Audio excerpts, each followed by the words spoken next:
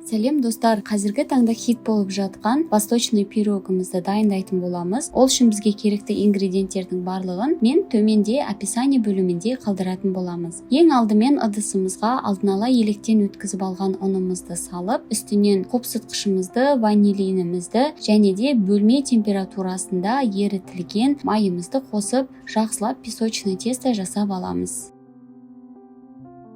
Майды міндетті түрде алдын ала шығарып, бөлме температурасында ешқандай да газға және микроволновкаға ерітпестен бөлме температурасындағы тұрған сары маймен қамырымызды илейміз.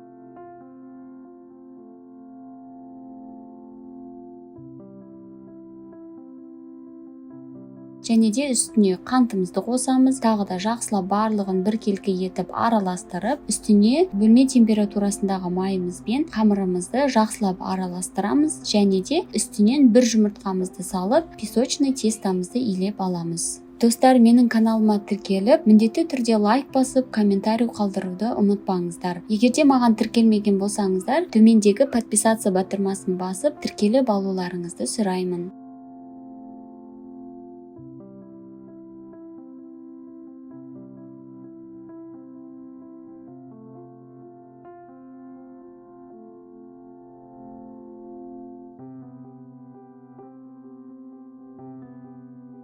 Мінекей біз қамырымызды илеп алдық. Енді холодильникке салып, сухофруктыларымызды турап шығамыз. Сухофруктыларды кез келген түрін қолдансаңыздар болады. Үйлеріңізде қай түрі бар болса, сонымен қолдана бересіздер. Бұл жерде ешқандай қатып қалған қағида жоқ. Менде қара өріктен де үйде 5-6 болған екен. Оны тағы да қосып турап жібердім.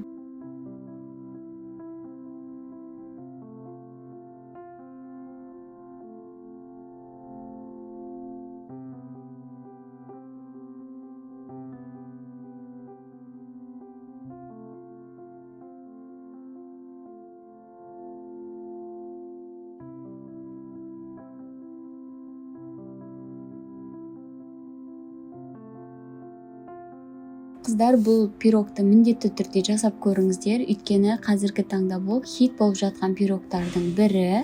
Ешқандай уақыттарыңызды көп алмайды және де жасалу жолы да өте оңай. Менің әдісім бойынша жасап көріңіздер, барлықтарыңызға да бір жасағаннан шығатын пирогтың түрі.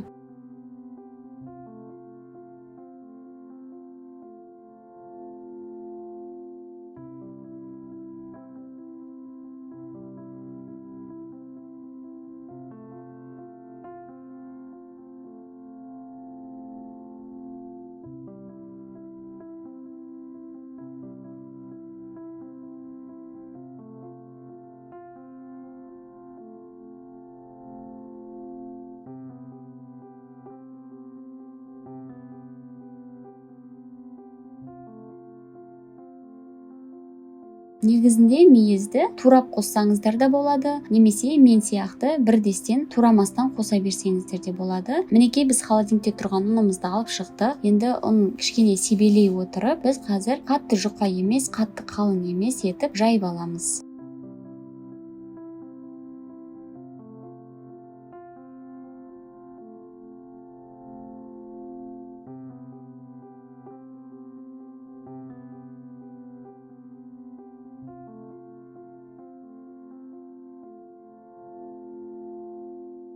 Жайып болғаннан соң табамызға салып, қолымызбен формасını келтіріп жасап аламыз. Бұл жерде песочный тесто болғандықтан қолмен жасау өте оңай, сондықтан да ешқандай қиналмастан қолдарыңызбен жасап алсаңыздар болады.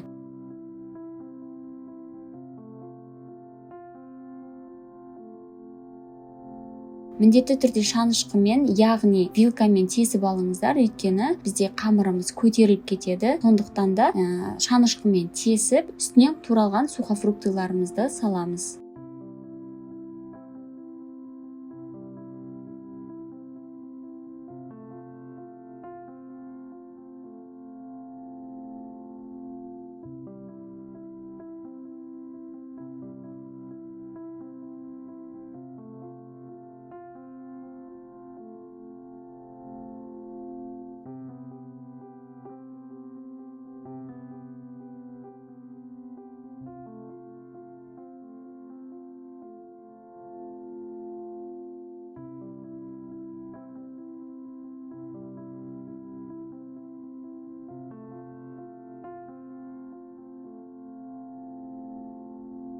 Мінекей барлығын салып алдық. Енді үстінен сгущенкамызды құйып, тағы да лопатканың көмегімен біркелкі етіп араластырып қоямыз.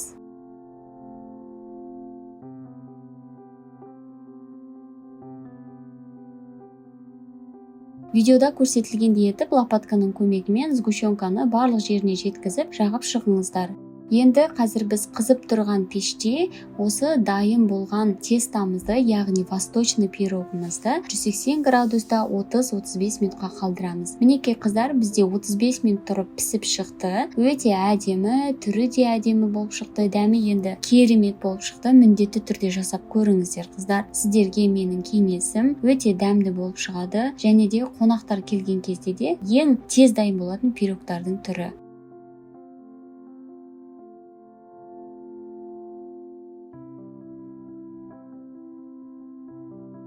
Бұл пирог бізде хит және де тез жасалатын пирогтардың бірі, және де өте тойымдық. Бір кусоктың өзіне де тойып қаласыздар. Сондықтан да қыздар жасап көріңіздер. Өте тойымды, керемет, дәмді және де тез жасалынатын хит пирогтың бір түрі.